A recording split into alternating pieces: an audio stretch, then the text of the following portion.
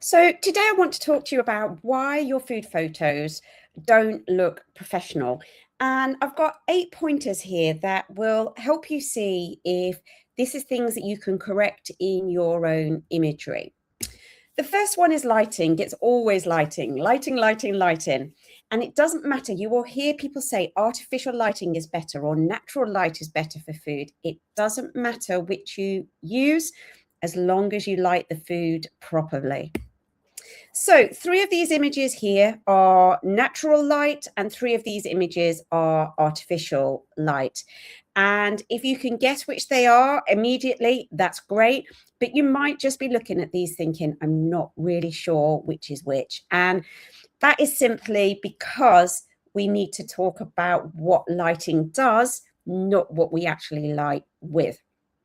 If you need to be put out of your misery, I will let you know that this was a artificial shot at the top. The pancakes at the bottom were a artificial shot. The eggs were natural daylight. The pretzels were natural. The pizza was natural. And the cheese tower was artificial. So it's not what we light with, it's how we light. And this is all down to 2 types of directional light that we use in food photography. The first is side light. You place down your food, your set, whatever it is that you're doing, and you have the light coming in from the left or the right.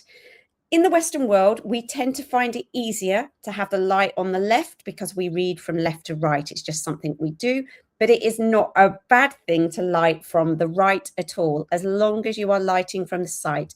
With the natural light, with the artificial light on location, with the artificial light in the studio. And then we can add in some bounce light on the other side so we don't get any harsh shadows. Again, whether we're using ambient light, natural light, artificial light, whichever you want to go with, we can still bounce that light back in on the other side. So this then means that our light comes in from the left and we get this shadow under here, but by bouncing a little bit of light back in, we can make those shadows work for us in the way that we want them there, but not too heavy. So the second type of directional light we need to be using is backlight. Backlight is beautiful on bottles and gives a very nice glow and very, very subtle shadows in what it is that you are doing. So these are the backlight images. They illuminate liquid and give those soft shadows. We can also bounce that light back in as well on the other side. We can use white, silvers, foil, anything you've got to bounce the light back in on the other side of the light. These are all 3 natural light, and the finished products for those 3 is these 3 images here. Your light is working against the food if you're struggling to light with direction. If you're lighting from the front, you will never get a decent photo of your food because you have no texture and shape and subtle shadow in your imagery. If we light from the front, this is what we get. We get dull images that are exactly the same all the way through. And this one clip shows you why these don't look professional. So we're looking for things where we've got shadow, shape. Sometimes that's subtle shadow, sometimes that's harsher shadow, but it just gives you an idea of what you can go for there. And if you're looking at a dark and moody and you're thinking, oh, yeah, I've got to go for it, I'm going to do dark. Dark and moody is not dark and dark. Dark and moody means that we have to have some contrast. These 2 images don't have contrast, so our eyes do not know where to go. A dark and moody shot has contrast, it has color, it draws our eyes to where they need to go. However, too much contrast and too much light overexposes our image. It makes it look sweaty, it makes the colors odd, and we start to lose all of the detail in the food and drink. So we really need to ensure we're not overexposing our food images. This image looks absolutely lovely, and I love this image from a distance. I think it's really fantastic. And the question you need to ask yourself, is it about the whole overall ambience, or is it about the food? The whole overall ambience in this photo is lovely, really eye-catching. But when we zoom in on the food, when we look at the wasabi, it doesn't look great. And the sushi itself isn't looking great. So just deciding what your imagery is for will really help you when you're working with your lighting. The second thing that stops your photos looking professional is that you have no hero. The hero is the main part of your image, and in each image that you take, your photos, your eyes should be drawn to that hero in the image. The hero needs to be bigger, brighter, bolder, or clearer than anything else in the image, and that's how you continue to make your photos look professional. Where that hero sits in the frame also has a big indication of where people's eyes are drawn to. There is no right or wrong way, but is your food going to be sat in the center, or is it going to be offset like the rule of thirds and you create the rest of the set around it? When the food is not the hero, this is where things start to go wrong. In this image, the food is all on the table, but it's quite dark, and my eyes actually go through this window and look at what's happening outside. That's not going to sell the food. When we look at these images, they're beautiful editorial images, but when I look at each image, it's unclear what the picture is telling me that they want me to see. What food is it that I'm supposed to be seeing in these images? And a really good mark for you to be able to see if your food is the hero and you've looked at it too much and you can't tell. Flip the image upside down. Your brain works in a different way, and see where your eyes go to when the image is flipped upside down. Here we've got some beautiful images, but this one over here, this lady in the background drinking her wine, it's more about her than it is the food. In these images here, we can see the food, but this one at the back, I'm looking around his office and everything that's happening in the background. My eyes are not staying on the food. The food is the hero. One part of the food is the hero. It needs to be bigger, brighter, bolder, or clearer than everything else in the image. If you have any supporting elements in that image, they need to be blurred, darker, smaller. They can't dazzle. So it has to be back to bigger, brighter, bolder, and clearer, so that all of the other supporting elements do just that. They just support. The third one is focus. Where are you focusing on in your image? Have you got the right thing you're focusing on to ensure that our eyes go to the hero? So on your cameras, you will have focus points, and there are different things that you can do where you can have the whole scene in focus. And if you're doing a flat lay, that might work for you. A lot of the time with food, we work on the pin or the next one up with the pin, because we want to get the hero really sharp and then have the rest of the image not so clear. It helps us to define what that hero is. If we look at this jam on here, the bread, the jam, the napkin, on this image here, the focus is on the jam, which makes the bread look like a mass of nothing at all here. If we focus on the bread, that's much more aesthetically pleasing for our brains, for our eyes, and we understand how it works. And lastly, if it's just focusing on that little cloth at the front and the rest is out of focus, we have to ensure that we know where our eyes are going. And realistically, for this image, we want the focus point to be on the hero, the bread in the middle. And different focus points can give different things. This beautiful image here with the hands coming in is giving us a leading line. It's showing us that we're going to be looking at this second dish, which is brilliant. And over here with the olive oil, we've got two different stories. We've got the olive oil on this one here, where everything in the background is blurred and we're just concentrating on the olive oil. And then on this one, it's the whole table of gherkins, olives, olive oil, bread, everything. So we've got two different stories that are going on there. Sorry, just come back. This one here with the crackers and the oranges, the focus has been put on the oranges and not the crackers. So our eyes are going to the wrong thing in the image. And the burger at the bottom, the focus is on the chopping board. The chopping board is sharper than the actual burger itself. So focus is very important, as is color, and getting the right colors and understanding color in your food images so that they do the right job. A great way to help you with this is to use a color wheel. A color wheel has 3 different ways that it works. You can use complementary colors, 2 colors on the opposite side of the color wheel. And this gives very high contrast, bright images that give a really good pop and work so well together. The second way we can do this is with triadic colors. And this is 3 evenly spaced colors that work so well together and make them really bold and stand out and pop too.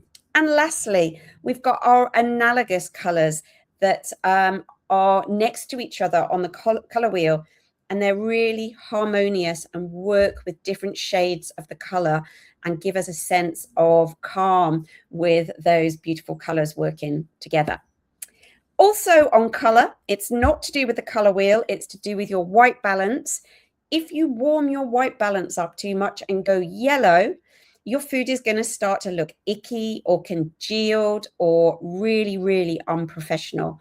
We need to ensure that our white balance is bluer so it makes the food look the right color.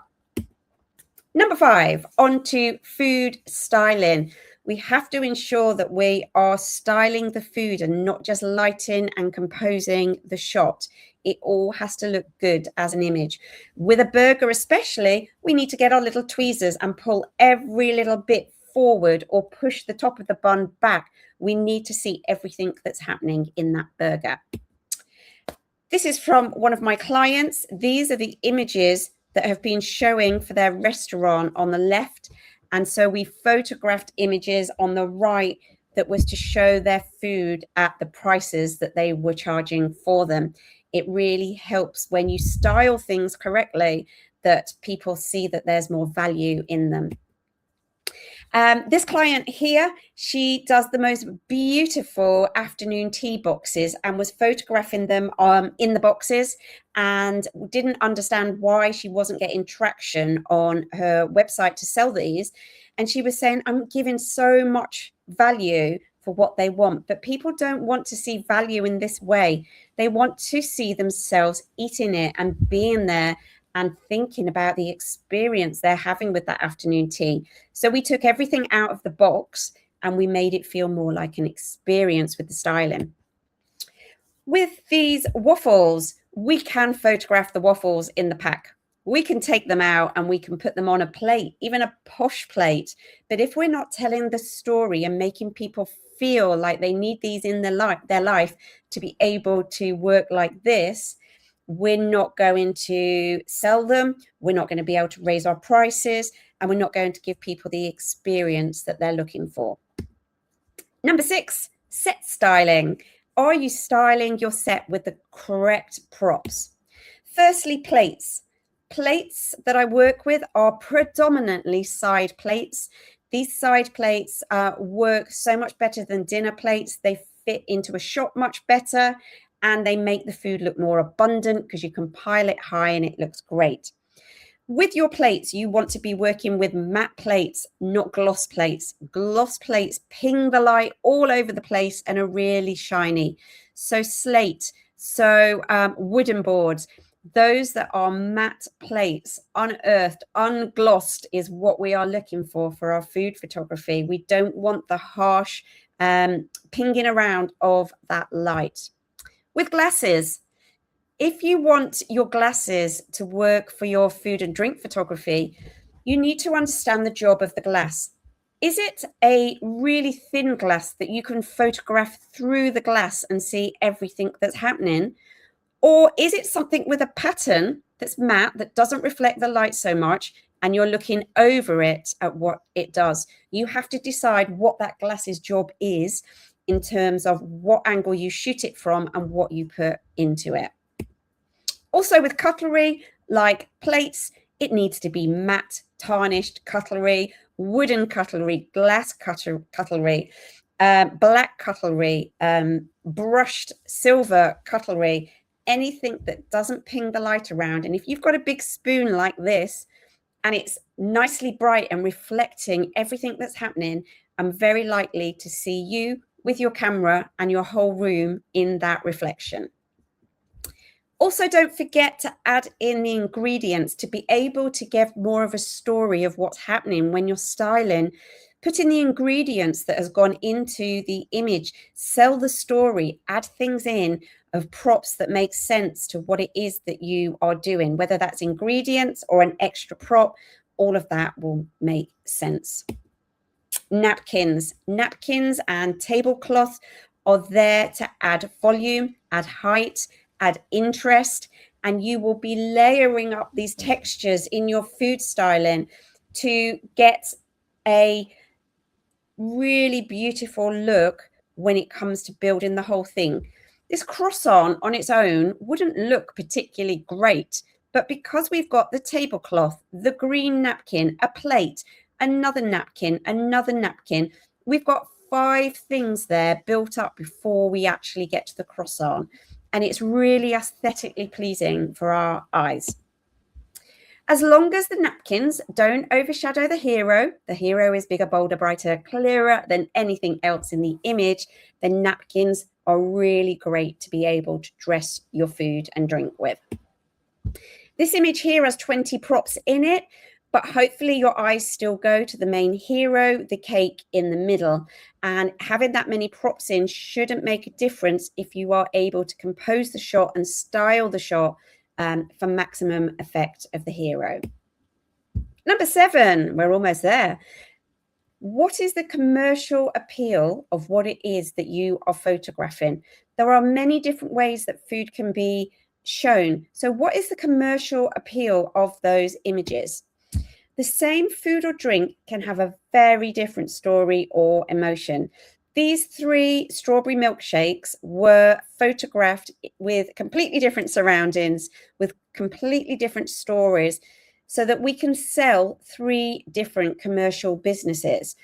Now, we need to ensure that we're getting into the mind of whether it's your business or your client's business, of what is it? What do you want people to feel about your brand when they look at your images?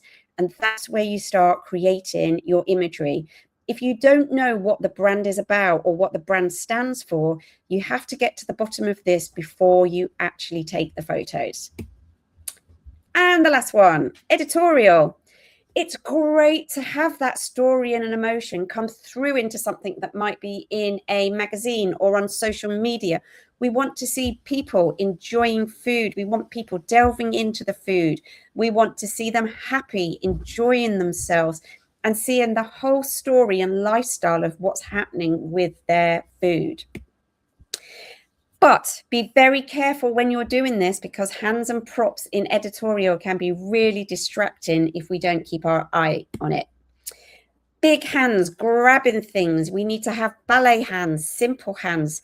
Hands that are bigger than the food makes the food look smaller. We don't want to do that if we are charging £20 for a burger. We want the burger to look bigger. The hands can't be bigger than the food we've got, or the hands can't be the main feature. Or indeed here, the torso is brighter and we can't actually see or get drawn into what's happening because our eye goes to the torso. Our hands need to be calm. Our hands need to be there as a supporting element to really cocoon that hero and ensure that it works. And very different than portrait photography, you can cut hands off. For example, the top right here, you can cut hands off. You do not need to have the whole hand in an image. If it makes the hand and the fingers smaller so the food looks better, then cut those fingers off. Virtually, of course. So why don't my food photos look professional? I hope that my synopsis there has really helped you. The lighting, the composition, getting that hero, the focus, the color, the food styling, the set styling, the commercial appeal, and the editorial. These are all the reasons that are stopping your food looking professional. And if today you've spotted something that you're not doing that you can take from that, I would really love you to go and run with it and see how different your photos feel from now on. Thanks a lot for your time. Thanks for listening and watching. Take care. Bye.